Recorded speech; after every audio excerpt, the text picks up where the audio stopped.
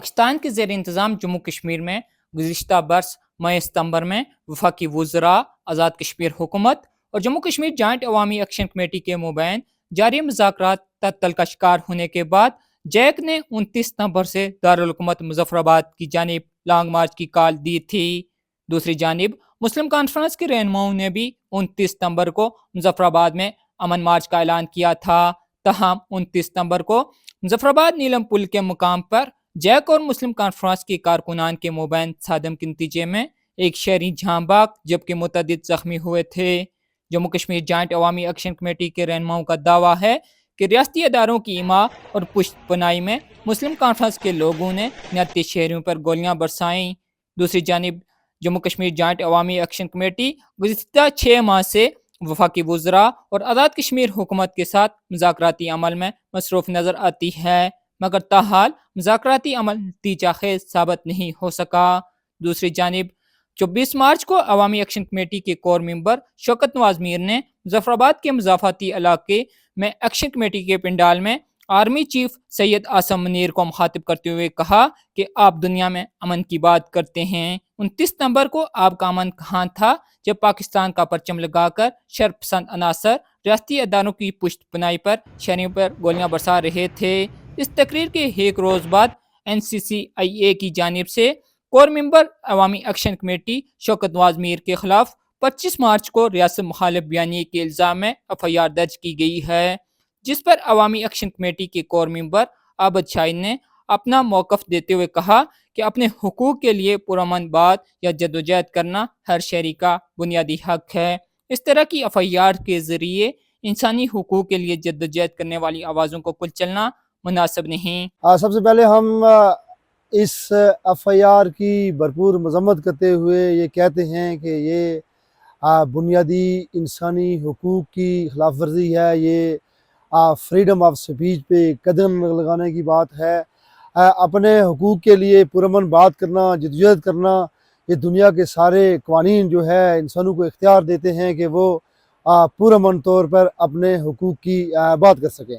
ताहम जम्मू कश्मीर जॉइंट अवामी action committee ये कहती है कि हम ऐसे ओछे हथकंडों से कभी महरूब नहीं होंगे। ये FIR, कत्ल, ये जेलें, ये हथकड़ियाँ हमें जो बुनियादी राइट्स की तहरीक है उससे पीछे नहीं हटा सकते। हम इस सारे जबर के बावजूद अपनी जद्दोजहद जारी और सारी रखेंगे। दूसरी जानिब सियासी कारकुन भी इस FIR को हज़ार राय पर कदम करार दे रहे हैं।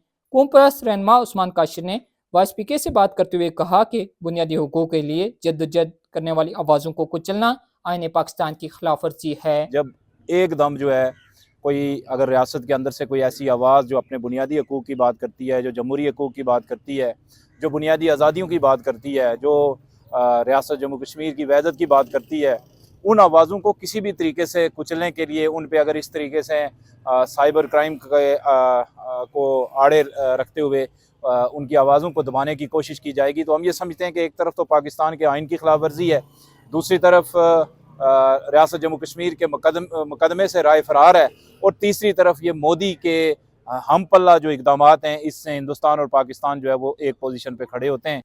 सियासी कारकुनों के अलावा वकला भी इस FIR को लेकर शदीद तशवीश का इज़हार कर रहे हैं। आज़ाद कश्मीर हाई कोर्ट के वकील तारक अजीज़ एडवोकेट ने कहा कि पाकिस्तान की हदूद के अंदर अगर कोई जुर्म सरजद होता तो FIR बनती थी। आज़ाद कश्मीर आइनी तौर पर पाकिस्तान का हिस्सा नहीं। जो FIR दर्ज हुई है NCCIA ने पाकिस्तान के अंदर से, शौकत नवाज मीर ने परसों एक 2-3 दिन कबल एक जो उनकी वीडियो क्लिप वो मैंने भी देखा, उन्होंने चार्टर ऑफ डिमांड के ऊपर बात की है, उससे हटकर कोई बात नहीं की है। पाकिस्तान की हदूद के अंदर अगर उन्होंने कोई ऐसा एक्ट किया हो, कोई ऐसा फेल सरजद हुआ हो उनसे जिसकी वजह से उनके ऊपर FIR होती हो, तो पाकिस्तान की जुरिस्डिक्शन बनती है। वहाँ पे जो भी कोई फॉरेनर, कोई भी हिंदुस्तानी, कोई अफ़गानी, कोई कश्मीरी वहाँ पे अगर कोई किसी किस्म का ऐसा एक्ट, क्रिमिनल एक्ट करता है, तो उसके ऊपर तो ये कानून इजाज़त देता है। चूँकि पाकिस्तान का जो जोग्राफिया है, जो आर्टिकल 1-2 है, उसको आप उठा कर देख लें, उसके अंदर लिखा हुआ है कि पाकिस्तान के 4 सूबे KPK, पंजाब और सिंध और बलूचिस्तान हैं।